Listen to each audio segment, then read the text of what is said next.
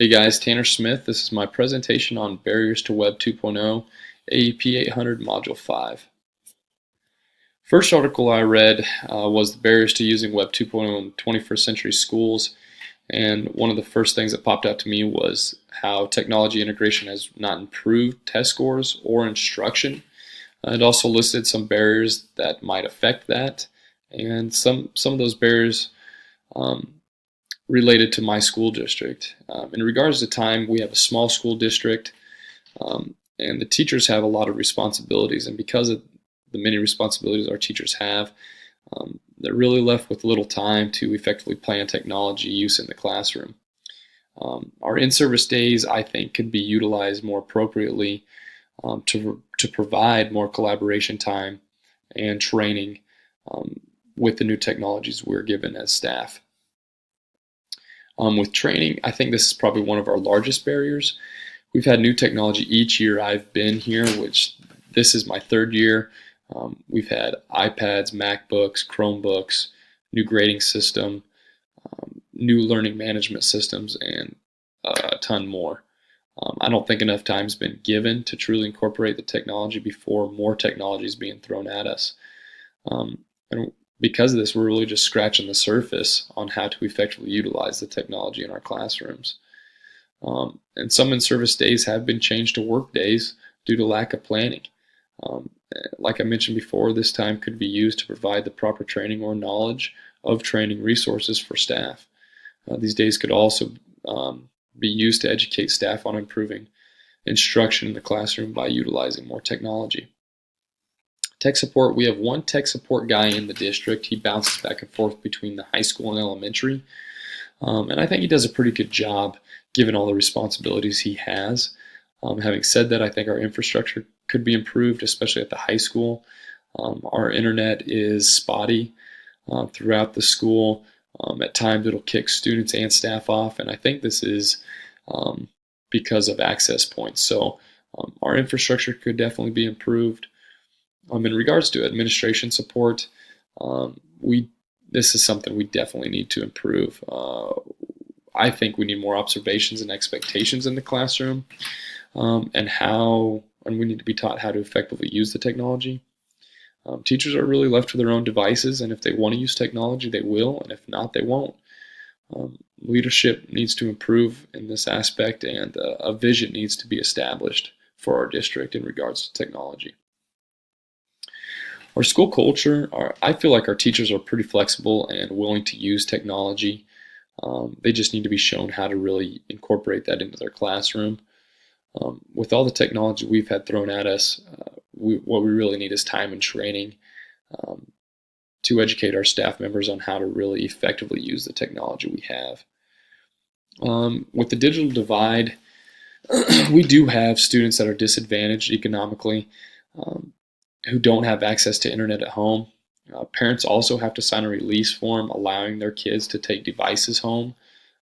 So if parents don't support our technology, then the education using technology really stops for kids once they leave the school building.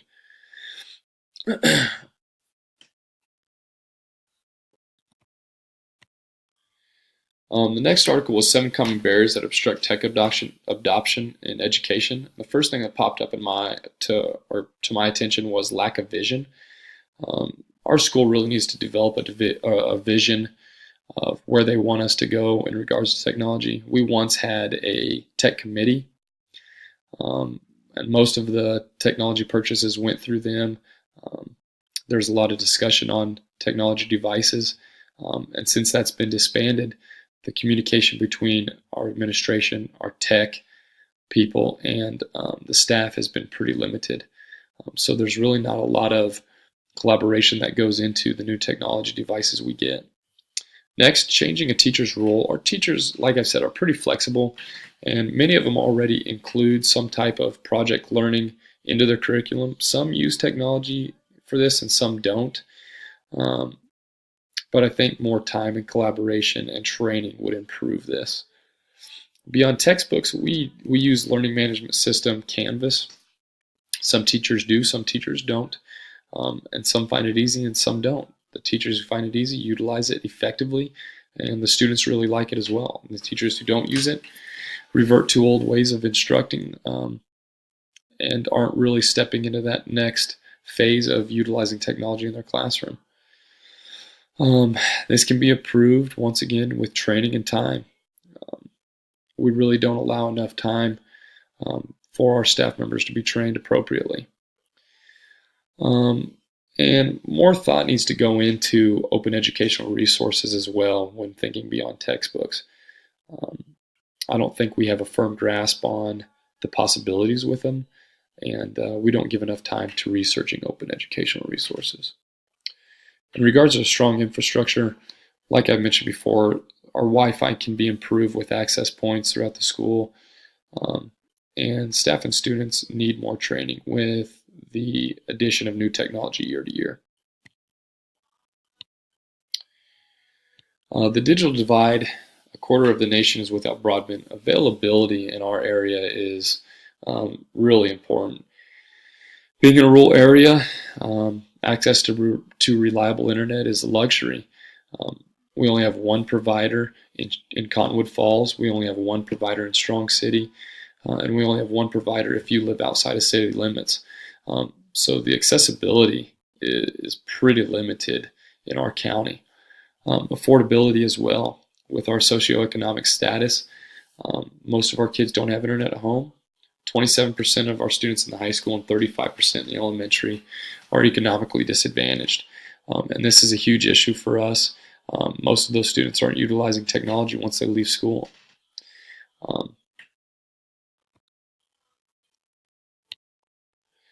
With open educational resources movement scales up, I had 3 questions pop into my mind. The first one was, do we have knowledge of open educational resources? Most of the times our CCAT, when purchasing new resources, we buy through companies that offer curriculum packages because it's convenient, but lately we've been finding it's expensive. I don't think we've given a lot of thought into open educational resources, or the research hasn't been done. We don't know where to find it or what resources could be useful, and I think this is something the committee needs to look further into. Then the next one was, if we do have open educational resources, do we use it only as a supplemental resource? And most of our teachers do only use our open educational resources as supplemental resources. This could be due to lack of knowledge of the potential of the open educational resources, or them just being comfortable with the curriculum that is purchased through the packages. The last one was how to incorporate open resources into curriculum. And once again, more research needs to be done so that we can maybe start incorporating more of the open educational resources into our curriculum. Like I said, we need to know how to get it, where to get it, and what open educational resources would be beneficial and which ones aren't. I really don't think the digital divide can be fully resolved. I think progress can be made, though, and that can be done through providing more opportunities in our school to students with technology, training to staff and students to make them more efficient with technology use, and also including our stakeholders in pursuing new technology.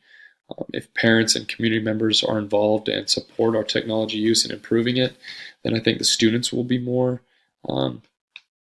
able or more willing to accept new technology and using it for educational purposes, which makes the instructor's job more easy as well. 21st century skills sets that may be needed by our students. The first thing that popped in my mind was operating technology safely. We have to educate our students how to manage the internet or operate the internet safely, and different technology devices safely. With all the apps out there these days, our students need to know how to use all technology in a safe manner. Our students need to be knowledgeable. This is utilizing various devices and platforms. When they get in the workforce, they're going to have a lot of different technology that they're going to be able to use. And I think exposing them to a plethora of that early would be beneficial for them. And they need to know how to use fundamental technology like your Google Drive, Microsoft Office, and email. Also, they need to become inquiry-based learners, I think. If they have questions, they need to know how and where and what to use so they can find the answers to their questions. And lastly, they need to be technology literate. If someone, boss or supervisor, is discussing technology-related topics with them, they should be able to understand what's being said and how to carry on a conversation that's technology-based. The impact of the global economy on my internet use has been through personal shopping, professional purchasing. If I need something for health or PE, I usually use Amazon or our school catalog online. And also schooling purchases for FHSU. I buy all my books online. I manage my loans online. And for personal use, I pay all my bills online. I bank online. And at one point, I was managing all my retirement assets online as well. Using the internet is a day-to-day thing for me, and I think it's going to be more and more for students in the future. So it's had a huge impact on me personally. Technology training that I might still need, I would like to have more knowledge in regards to collaboration methods with colleagues and students. That is like working with colleagues in the new devices and new technology that we're given at our district, maybe how to effectively collaborate and how to transfer that to my instruction with my students. I would also like more knowledge of resources that I could use in my classroom and applications that I can use in my classroom, especially with PE and health. I think there's a lot of educational resources out there and applications we can use on our iPads that I just don't have knowledge about. And I think I would like to have more training on that. And most importantly, more time is needed with staff members to collaborate together and to get the proper training needed to really utilize our technology devices to improve our instruction in our classroom. Is our school district equipped with 21st century technology? I think we are. We've made giant steps since I've been here in the last few years. We're one-to-one iPads 7 through 12. We have Chromebooks in the elementary. We have smart boards in every classroom.